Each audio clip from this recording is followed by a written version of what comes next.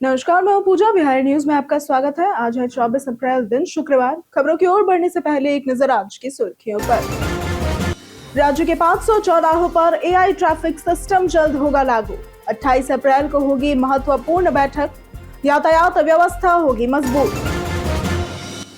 ग्रामीण कार्य विभाग की बैठक में लिए गए कई बड़े फैसले। लंबित मामलों का समयबद्ध और पारदर्शी निष्पादन सुनिश्चित करने के दिए गए निर्देश। एचआरएमएस पोर्टल पर कार्य पूरा करने के दिए गए निर्देश। हीट वेव को लेकर पटना डीएम ने 15 विभागों को किया सतर्क। स्वास्थ्य विभाग को जागरूकता बढ़ाने के दिए निर्देश। सभी अस्पतालों में लू के मरीजों के लिए होगी अलग व्यवस्था। बिहार पंचायत चुनाव के लिए 27 अप्रैल को होगा प्रारूप प्रकाशन। पूरी प्रक्रिया होगी डिजिटल और पारदर्शी। 14 मई तक होगा आपत्तियों का निपटारा। स्कूलों में वाटर बेल व्यवस्था होगी लागू। आपदा प्रबंधन प्राधिकरण का एक्शन प्लान हुआ तैयार। स्कूलों में मैदान में खेल गतिविधियों पर लगी रोक। एलपीजी बुकिंग पर न मिले डीएसी नंबर तो जाने कैसे करें शिकायत। ऐप या कस्टमर केयर से कर सकते हैं शिकायत। फर्जीवाड़ा रोकने के लिए उठाया गया था कदम। पूर्व क्रिकेटर श्रीकांत ने वैभव को लेकर दिया बड़ा बयान। तुरंत टीम इंडिया में शामिल करने की कही बात। सचिन तेंदुलकर से की वैभव की तुलना। चलिए अब बढ़ते हैं अब तक की 25 बड़ी खबरों की ओर विस्तार से। एनटीपीसी में 250 पदों पर भर्ती के लिए 7 मई तक करें आवेदन। एनटीपीसी यानी कि national thermal power corporation limited में 250 असिस्टेंट एग्जीक्यूटिव पदों पर भर्ती निकली है। आवेदन 23 अप्रैल 2026 से शुरू होकर 7 मई 2026 तक किए जा सकते हैं। उम्मीदवार careers.ntpc.co.in पर ऑनलाइन आवेदन कर सकते हैं। पद के लिए बीई, बीटेक, मैकेनिकल या इलेक्ट्रिकल में कम से कम 40% अंक आवश्यक है। अधिकतम आयु सीमा 35 वर्ष है। आरक्षित वर्गों को इसमें छूट मिलेगी। चयन प्रक्रिया में शॉर्टलिस्टिंग, कंप्यूटर आधारित परीक्षा, इंटरव्यू, मेडिकल टेस्ट और दस्तावेज सत्यापन शामिल है। वेतन लगभग 55,000 रुपए प्रति माह होगा। सामान्य वर्ग के लिए आवेदन शुल्क 500 रुपए है, जबकि कुछ वर्गों के लिए यह निःशुल्क है। राज्य के 500 चौराहों पर एआई ट्रैफिक सिस्टम जल्द होगा लागू। परिवहन विभाग राज्य में सड़क दुर्घटनाओं को कम करने के लिए 500 से 700 चौक चौराहों और उच्च जोखिम वाले कॉरिडोर पर इंटीग्रेटेड ट्रैफिक मैनेजमेंट सिस्टम यानी कि आईटीएमएस लगाने की तैयारी कर रहा है। इस पर 28 अप्रैल को विकास आयुक्त की अध्यक्षता में हितधारकों के साथ बैठक होगी। आईटीएमएस में एआई आधारित ई चालान, अनुकूली यातायात नियंत्रण, घटना पहचान, निगरानी और फेस रिकॉग्निशन जैसी तकनीकें शामिल होंगी। इससे तेज गति पर नियंत्रण, ई वे बिल सत्यापन और वाहनों की निगरानी आसान होगी। परियोजना के तहत traffic management centre, data infrastructure और मानव संसाधन सेवाएं भी विकसित की जाएंगी, जिससे यातायात व्यवस्था मजबूत होगी। बिहार पंचायत चुनाव के लिए 27 अप्रैल को होगा प्रारूप प्रकाशन। बिहार में पंचायत आम निर्वाचन 2026 की तैयारियां तेज हो गई है। राज्य निर्वाचन आयोग ने प्रक्रिया को डिजिटल बनाकर पारदर्शिता और कार्य कुशलता बढ़ाने का निर्णय लिया है। 2011 की जनगणना के आधार पर प्रपत्र 1 का पुनः प्रकाशन 27 अप्रैल 2026 को होगा। 11 मई तक आपत्तियां ली जाएंगी, जिनका निपटारा 14 मई तक किया जाएगा। असंतोष पर अपील की प्रक्रिया 18 से 22 मई तक होगी और अंतिम प्रकाशन 25 मई को किया जाएगा।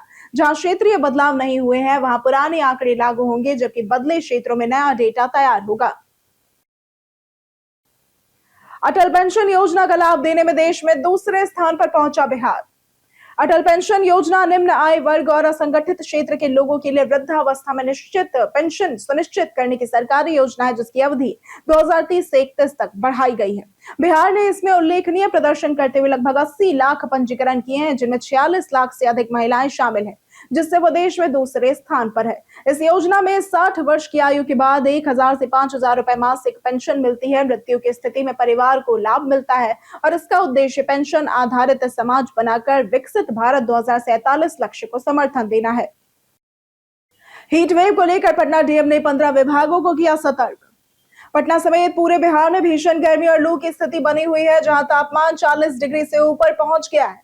इसे देखते हुए जिला प्रशासन सतर्क है और हीट वेव एक्शन प्लान लागू किया गया है। डीएम ने 15 विभागों को सक्रिय रहने और बच्चों, गर्भवती महिलाओं, वृद्धों व बीमार लोगों की सुरक्षा सुनिश्चित करने के निर्देश दिए हैं। स्वास्थ्य विभाग को लक्षणों की पहचान, उपचार और जागरूकता बढ़ाने को कहा गया है। सभी अस्पतालों में लू के मरीजों के लिए अलग व्यवस्था, दवाइयों की उपलब्धता और आंकड़ों का संकलन सुनिश्चित किया जा रहा है। बेगूसराय में 27 अप्रैल को रोजगार मेले का होगा आयोजन।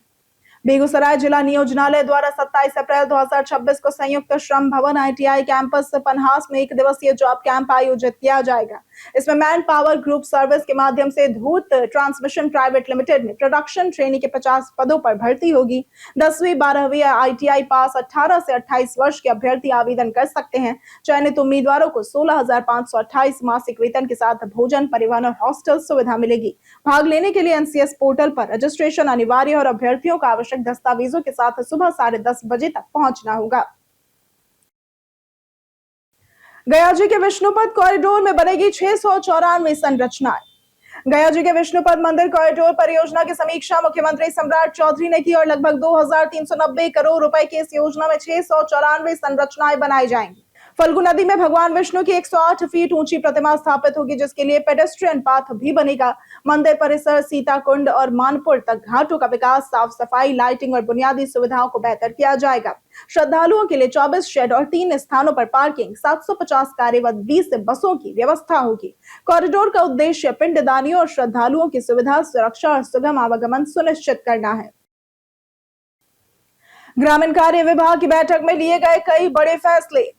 ग्रामीण कार्य विभाग में अपर सचिव संजय कुमार की अध्यक्षता में प्रशाखा 4 की समीक्षा बैठक हुई, जिसमें सभी प्रमुख कार्यों, प्राप्त पत्रों, लंबित संचिकाओं और प्रगति की विस्तृत समीक्षा की गई। उन्होंने सभी लंबित मामलों का समयबद्ध और पारदर्शी निष्पादन सुनिश्चित करने के निर्देश दिए। विभागीय कार्यों में जवाबदेही, दक्षता और जनहित को सर्वोच्च प्राथमिकता देने पर जोर दिया गया। कंप्यूटर सक्षमता परीक्षा न उत्तीर्ण करने वाले कनीय अभियंताओं को शीघ्र परीक्षा देने के निर्देश दिए गए। साथ ही सेवानिवृत्त कनीय अभियंताओं के लंबित सेवांत लाभों के त्वरित निपटान और HRMS पोर्टल पर प्रक्रियात्मक कार्य शीघ्र पूरा करने को कहा गया। स्कूलों में वाटर बेल व्यवस्था होगी लागू। आपदा प्रबंधन प्राधिकरण ने बढ़ती गर्मी और लू से बच्चों को बचाने के लिए हीट वेव एक्शन प्लान तैयार किया है। इसके तहत सभी स्कूलों में नियमित अंतराल पर वाटर बेल बजाई जाएगी, ताकि बच्चे समय समय पर पानी पीते रहें और डिहाइड्रेशन से बच सके। तेज गर्मी को देखते हुए स्कूलों में मैदान में खेल गतिविधियों पर रोक लगा दी गई है। बिहार शिक्षा परियोजना परिषद ने सभी स्कूलों में पेयजल, पंखे, चापाकल की मरम्मत और जल व्यवस्था सुनिश्चित करने के निर्देश दिए हैं। बच्चों को सूती कपड़े पहनने, हल्का भोजन करने, पानी पीने और धूप से बचाव के उपाय अपनाने की सलाह दी गई है। 35 करोड़ की लागत से बिहार का यह एयरपोर्ट बनेगा आधुनिक। बिहार के सहरसा जिले में एयरपोर्ट की अपग्रेडेशन और नए टर्मिनल भवन के निर्माण की प्रक्रिया शुरू हो गई है। एयरपोर्ट अथॉरिटी ऑफ इंडिया ने 35.14 करोड़ रुपए की स्वीकृति के साथ टेंडर जारी किया है। 15 एकड़ भूमि अधिग्रहण अंतिम चरण में है और इसके लिए राज्य सरकार ने राशि पहले ही उपलब्ध करा दी है। यहाँ 1000 गुना 30 मीटर का रनवे, प्री फैब्रिकेटेड टर्मिनल और ATC टावर बनेगा, जिसे 450 दिनों में पूरा करने का लक्ष्य है। यह एयरपोर्ट 15 से 20 सीट वाले छोटे विमानों के लिए होगा और उड़ान योजना से जुड़कर दिल्ली, मुंबई और कोलकाता जैसे शहरों से संपर्क आसान करेगा। इससे यात्रियों को पटना या पूर्णिया जाने की जरूरत नहीं पड़ेगी। एशिया के दूसरे सबसे बड़े फिजिकल मॉडलिंग सेंटर मुख्य सचिव ने किया निरीक्षण। बिहार के मुख्य सचिव प्रत्यय अमृत ने DGP गृह विभाग के अधिकारियों के साथ सुपौल के वीरपुर का दौरा किया। वहां उन्होंने 108 करोड़ की लागत से बन रहे एशिया के दूसरे सबसे बड़े फिजिकल मॉडलिंग सेंटर का निरीक्षण किया और कोसी मेची लिंक परियोजना की प्रगति की समीक्षा की।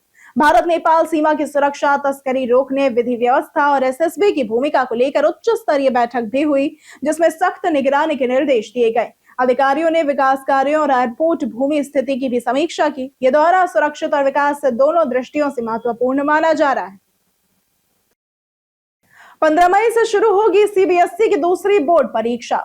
CBSE ने कक्षा 10 की दूसरी बोर्ड परीक्षा का अंतिम कार्यक्रम जारी किया है। बिहार से लगभग 18,000 परीक्षार्थी भी CBSE की दूसरी बोर्ड परीक्षा में शामिल होंगे। परीक्षा 15 मई से 21 मई तक एक ही पाली में 10:30 बजे से 1:30 बजे तक होगी। कुछ विषय 12:30 बजे तक भी होंगे और ये परीक्षा उन छात्रों के लिए है जो गणित, विज्ञान, सामाजिक विज्ञान और भाषाओं में से अधिकतम 3 विषयों में प्रदर्शन सुधारना चाहते हैं। कंपार्टमेंट वाले छात्रों के लिए अंतिम अवसर भी होगा। परीक्षा में गणित, अंग्रेजी, विज्ञान और सामाजिक विज्ञान सहित विषय शामिल होंगे। LPG बुकिंग पर न मिले DSC नंबर तो जाने कैसे करे शिकायत। हॉर्मुज जल डमरू मध्य में तनाव के बीच सरकार ने स्पष्ट किया है कि देश में पेट्रोलियम और LPG की आपूर्ति सामान्य और किसी भी तरह की कोई कमी नहीं है। LPG डिलीवरी में सुरक्षा के लिए DSC यानी कि डिलीवरी ऑथेंटिकेशन कोड सिस्टम का उपयोग किया जाता है। जो बुकिंग के बाद उपभोक्ता के रजिस्टर्ड मोबाइल पर भेजा जाता है। डिलीवरी के समय यह कोड बताने पर ही सिलेंडर मिलता है, जिससे फर्जीवाड़ा रोका जाता है। यदि डीएसी नहीं मिले तो ऐप, कस्टमर केयर या फिर डिलीवरी बॉय के माध्यम से इसे प्राप्त किया जा सकता है। सरकार ने अफवाहों से बचने और डिजिटल बुकिंग अपनाने की सलाह दी है। सुपौल पुलिस ने NH-27 से भारी मात्रा में शराब की बरामद। सुपौल के राघोपुर थाना क्षेत्र में पुलिस ने शराब तस्करी के खिलाफ बड़ी कार्रवाई करते हुए एक तस्कर को गिरफ्तार किया। गुप्त सूचना पर NH-27 के रास्ते प्रतापगंज से आ रही असम नंबर की संदिग्ध कार को रोका गया। चालक ने भागने की कोशिश की, लेकिन पुलिस ने पीछा कर धर्मपट्टी पेट्रोल पंप के पास ही वाहन को पकड़ लिया। तलाशी में भारी मात्रा में केन बियर बरामद हुई और एक तस्कर गिरफ्तार कर पूछताछ जारी है। पुलिस ने शराब जब्त कर आगे की कानूनी कार्रवाई शुरू की और अवैध शराब कारोबार के खिलाफ अभियान जारी रखने की बात कही गई है। मनोज बाजपेयी की अगली फिल्म का पोस्टर हुआ जारी। बिहार के मनोज बाजपेयी की नई film Governor the Silent Saviour का फर्स्ट लुक बीते दिन 23 अप्रैल को जारी किया गया। फिल्म का निर्माण विपुल अमृतलाल शाह कर रहे हैं और निर्देशन चिन्मय मांडलेकर ने किया है। पोस्टर में एक हरी कुर्सी और मनोज बाजपेयी सूटकेस के साथ फॉर्मल लुक में नजर आते हैं, जिन पर यह सिर्फ कुर्सी नहीं जिम्मेदारी है और if I fail India fail जैसी लाइनें लिखी हैं। फिल्म एक राजनीतिक या लीगल थ्रिलर लगती है। इसमें अदा शर्मा और मधु भी हैं। फिल्म 12 जून 2026 को सिनेमाघरों में रिलीज होगी। संगीत अमित त्रिवेदी ने दिया है। गया जी के डेहुरी गांव में 1000 बीघा में लगी गेहूं की फसल जलकर राख। अतरी प्रखंड के डेहुरी गांव में गेहूं की खड़ी फसल में भीषण आग लगने से लगभग 1000 बीघा फसल जलकर राख हो गई। आग की शुरुआत पड़ोसी गांव में पराली जलाने से मानी जा रही है, जिसे तेज हवा ने तेजी से फैलाकर डेहुरी तक पहुंचा दिया। कुछ ही घंटों में पूरी मेहनत की फसल नष्ट हो गई, जिससे किसानों को भारी आर्थिक नुकसान हुआ है। ग्रामीणों ने अपने स्तर पर आग बुझाने की कोशिश की, लेकिन सफलता नहीं मिली। प्रभावित किसानों ने प्रशासन ने निष्पक्ष जांच, दोषियों पर कार्रवाई और शीघ्र मुआवजे की मांग की है। जाने आज कैसा रहेगा बिहार के मौसम का मिजाज। बिहार में भीषण गर्मी का असर जारी और कई जिलों में तापमान 44 डिग्री सेल्सियस तक पहुंच गया है। पटना, भोजपुर, बक्सर, रोहतास, कैमूर, औरंगाबाद, गयाजी, नवादा, अरवल, नालंदा और जहानाबाद में लू का अलर्ट जारी किया गया है। तेज धूप के कारण दोपहर में बाजारों में सन्नाटा है। मौसम विभाग के अनुसार 24 अप्रैल से मौसम में बदलाव संभव है, जब सीमांचल क्षेत्र में आंधी और हल्की बारिश हो सकती है। 24 से 26 अप्रैल के बीच कई जिलों में बारिश और तेज हवाओं के साथ मौसम में राहत मिलने की संभावना जताई गई है। मुख्यमंत्री सम्राट चौधरी आज विधानसभा में विश्वास मत करेंगे पेश। बिहार के 24वें मुख्यमंत्री सम्राट चौधरी आज शुक्रवार को विधानसभा में विश्वास मत पेश करेंगे। सदन की बैठक सुबह 11 बजे शुरू होगी, जिसकी शुरुआत अध्यक्ष डॉक्टर प्रेम कुमार के संबोधन से होगी। इसके बाद मुख्यमंत्री प्रस्ताव रखेंगे कि वर्तमान मंत्रिपरिषद में सदन विश्वास व्यक्त करे। विपक्ष खासकर तेजस्वी यादव सरकार को घेरने की कोशिश करेगा, जबकि सत्ता पक्ष अपनी उपलब्धियों पर जोर देगा। 243 सदस्यीय विधानसभा में एनडीए के पास 201 विधायकों का स्पष्ट बहुमत है, इसलिए सरकार की स्थिति मजबूत मानी जा रही है। मतदान की बजाय ध्वनि मत की संभावना है और परिणाम पहले से तय माना जा रहा है। गरीबों को कोयला देने पर रोहिणी आचार्य का सरकार पर हमला। ईरान इजरायल युद्ध के बीच देश में गैस किल्लत की चर्चा के दौरान सरकार ने कमी से इनकार किया था। बिहार के मुख्यमंत्री सम्राट चौधरी ने गरीबों को कोयला उपलब्ध कराने की बात कही, जिसके जवाब में राजद नेता रोहिणी आचार्य ने सोशल मीडिया पर प्रधानमंत्री नरेंद्र मोदी और सीएम पर हमला बोलते हुए सरकार को असफल बताया। उन्होंने कहा कि गैस सिलेंडर की जगह कोयला देना विकास मॉडल पर सवाल उठाता है और सरकार झूठे दावे कर रही है। वे लगातार एनडीए नेताओं पर निशाना साधती रही हैं और उन्होंने तीखे पोस्ट के जरिए केंद्र और बिहार सरकार की आलोचना की है। अनंत सिंह के शराबबंदी वाले बयान पर विजय चौधरी ने दी प्रतिक्रिया। मोकामा के जदयू विधायक अनंत सिंह ने बिहार में शराबबंदी खत्म करने की मांग की। कहा कि इससे युवाओं में अन्य नशों की लत बढ़ रही है और वे इस मुद्दे पर सीएम सम्राट चौधरी से बात करेंगे। इस पर डिप्टी सीएम विजय कुमार चौधरी ने इसे उनकी व्यक्तिगत राय बताया और कहा कि ये पार्टी का आधिकारिक मत नहीं है। बिहार में 2016 में नीतीश कुमार द्वारा लागू शराबबंदी कानून पर लगातार बहस जारी है और संशोधन की मांग उठती रही है, जिसमें जनता दल यूनाइटेड और राष्ट्रीय जनता दल जैसे दल भी शामिल है। पूर्व विधायक पप्पू खान पर जमीन धोखाधड़ी का लगा आरोप।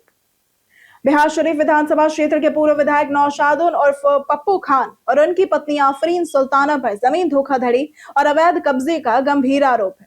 बेना थाना पुलिस ने गुरुवार को बिहार थाना क्षेत्र की गढ़पुर स्थित उनके आवास पर छापेमारी की, लेकिन दोनों मौके से फरार हो गए। पुलिस कार्रवाई सदर एसडीपीओ 2 संजय कुमार जायसवाल के नेतृत्व में कई थानों की संयुक्त टीम द्वारा की गई। मामला 2020-21 के जमीन सौदे से जुड़ा है, जिसकी प्राथमिकी 2023 में दर्ज हुई थी। आरोप है कि फर्जी दस्तावेजों से जमीन अपने नाम कराई गई। पुलिस उनकी गिरफ्तारी के लिए लगातार छापेमारी कर रही है। पूर्व क्रिकेटर श्रीकांत ने वैभव को तुरंत टीम इंडिया में शामिल करने की कही बात। आईपीएल 2026 में वैभव सूर्यवंशी की विस्फोटक बल्लेबाजी को देखते हुए पूर्व क्रिकेटर श्रीकांत ने चीफ सेलेक्टर अजीत अगरकर से उन्हें तुरंत टीम इंडिया में शामिल करने की मांग की। उन्होंने कहा कि वैभव को T20 वर्ल्ड कप तक में जगह मिलनी चाहिए और उसे अंतरराष्ट्रीय अनुभव दिया जाना चाहिए। वैभव का स्ट्राइक रेट 200 से अधिक और हर मैच में औसतन 3 छक्के हैं। श्रीकांत ने उनकी तुलना सचिन तेंदुलकर से करते हुए चयन को साहसिक बताया और इसके साथ ही उन्होंने सचिन के 1989 में अब्दुल कादिर के ओवर में 28 रन की ऐतिहासिक पारी का उदाहरण भी दिया है।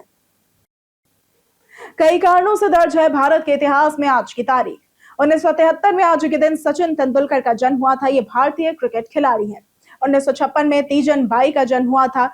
ये छत्तीसगढ़ राज्य की पहली महिला कलाकार और पांडवानी की कापालिक शैली की गायिका थी। 2011 में सत्य साईं बाबा का निधन हुआ था। ये एक आध्यात्मिक गुरु थे। 2009 में महात्मा रामचंद्र वीर का निधन हुआ था। ये एक यशस्वी लेखक, कवि तथा ओजस्वी वक्ता थे। 1974 में हिंदी कवि रामधारी सिंह दिनकर का निधन हुआ था और आज के दिन मानव एकता दिवस भी मनाया जाता है। पीएम इंटर्नशिप योजना के तहत अब युवाओं को मिलेंगे 9,000 रुपए। सरकार ने प्रधानमंत्री इंटर्नशिप योजना में बड़े बदलाव किए हैं, जिससे युवाओं को अधिक लाभ मिलेगा। अब इंटर्न को प्रति माह 9,000 रुपए की वित्तीय सहायता मिलेगी, जिसमें 90% राशि सरकार देगी। इसके अलावा 6,000 रुपए की अतिरिक्त सहायता 2 किस्तों में दी जाएगी। आयु सीमा बढ़ाकर 18 से 25 वर्ष कर दी गई है और अंतिम वर्ष के स्नातक व स्नातकोत्तर छात्र भी आवेदन कर सकते हैं, बशर्ते उनके पास एनओसी होनी चाहिए। इस योजना का उद्देश्य युवाओं को पढ़ाई के साथ व्यवहारिक अनुभव देना और उनकी रोजगार क्षमता को बढ़ाना है। इसके साथ ही इसे एनईपी के लक्ष्यों से भी जोड़ा गया है। जाने घर में पानी की बर्बादी रोकने के कुछ आसान तरीके। आज के समय में बढ़ती आबादी और घटते जल स्रोतों के कारण पानी बचाना बेहद जरूरी हो गया है। टेक्नोलॉजी इस काम में महत्वपूर्ण भूमिका निभा रही है। स्मार्ट डिवाइस जैसे कि वाटर अलार्म, सेंसर वाले नल और वाटर लीकेज सेंसर पानी की बर्बादी को कम करने में मदद करते हैं। वाटर अलार्म टंकी भरने पर मोटर बंद करने का संकेत देता है, जबकि सेंसर नल जरूरत के अनुसार ही पानी देते हैं। लीकेज सेंसर रिसाव का तुरंत पता लगाकर नुकसान रोकते हैं और ये छोटे छोटे उपाय रोजमर्रा की जिंदगी में अपनाकर हम बड़ी मात्रा में पानी बचा सकते हैं और भविष्य के लिए जल संरक्षण सुनिश्चित कर सकते हैं। हम प्रतिदिन आपसे 5 ऐसे जरूरी सवाल और उसके जवाब बताएंगे जो कि बीपीएससी, बिहार पुलिस, दारोगा समेत एसएससी जैसे अन्य प्रतियोगी परीक्षाओं में काम आएंगे। सवाल इतिहास, बिहार स्पेशल, विज्ञान, करंट अफेयर्स और भूगोल से रहेंगे। पूछे गए 5 सवालों में आपने कितना सही उत्तर दिया, ये हमें कमेंट करके जरूर बताएं। हमारा पहला सवाल है, श्रीलंका में बौद्ध धर्म को राजकीय धर्म किसने बनाया? ए देवानाम्पिया तिस्सा, बी मुतासिवा, सी अभय या फिर डी पांडुवासा देवा। इसका सही जवाब है ए देवानाम्पिया तिस्सा। हमारा दूसरा सवाल है, बिहार में किसान सभा आंदोलन के नेता कौन हुआ करते थे? ए ब्रजकिशोर प्रसाद, बी अनुग्रह नारायण सिन्हा, सी राजेंद्र प्रसाद या फिर डी स्वामी सहजानंद सरस्वती। इसका सही जवाब है डी स्वामी सहजानंद सरस्वती। हमारा तीसरा सवाल है, बिहार में दूसरी सबसे अधिक बोली जाने वाली भाषा कौन सी है? ए हिंदी, बी मगही, सी भोजपुरी या फिर डी मैथिली। इसका सही जवाब है डी मैथिली। हमारा चौथा सवाल है, पटना में सिखों की किस संप्रदाय की जनसंख्या सबसे अधिक है? ए खालसा, बी निरंकारी, सी निर्मला या फिर डी नानक पंथी। इसका सही जवाब है डी नानक पंथी। हमारा पांचवा सवाल है, सम्राट हर्षवर्धन के सबसे प्रसिद्ध दरबारी कवि कौन थे? ए कालिदास, बी विष्णु शर्मा, सी बाणभट्ट या फिर डी रवि कीर्ति। इसका सही जवाब है सी बाणभट्ट। बीते दिन हमारे द्वारा पूछे गए सवाल का जवाब आप लोगों में से बहुत लोगों ने हमारे कमेंट सेक्शन में लिख कर दिया है। जिन्होंने हमारे द्वारा पूछे गए सवाल का जवाब दिया है उनके नाम है राजकुमार यादव, पुरुषोत्तम कुमार, सुभाष प्रसाद, सुभाष प्रसाद, चंदन कुमार, विजय घायल, मंजेश कुमार, राजकिशोर महतो, रामलाल सोरेन, अनवर करीम खान, दयानंद सिंह, जितेंद्र ठाकुर, रवि मोहन वर्मा, पंचानंद सिंह, बंटी कुमार, नवीन कुमार मिश्र, सुदीप मंडल, प्रियंका कुमारी, सूरज रॉय, मानिकलाल पासवान, कृष्णा प्रसाद, सूरज कुमार, मनोज कुमार, अमरनाथ शाह, अतीक खान, अशोक कुमार, रामलाल सोरेन और राम बाबू दास। इसी के साथ बढ़ते हैं आज के सवाल की ओर। आज का सवाल है, आपको क्या लगता है सोशल मीडिया के बढ़ते इस्तेमाल से समाज को फायदा हुआ है या नुकसान? आप अपना जवाब हमें हमारे कमेंट सेक्शन में लिखकर जरूर बताएं। आज के लिए सिर्फ इतना ही। बिहार के तमाम खबरों के साथ बनी रहने के लिए देखते रहें बिहारी न्यूज और साथ ही अगर आप यूट्यूब चैनल पर देख रहे हैं तो चैनल को सब्सक्राइब करें और अगर आप फेसबुक पेज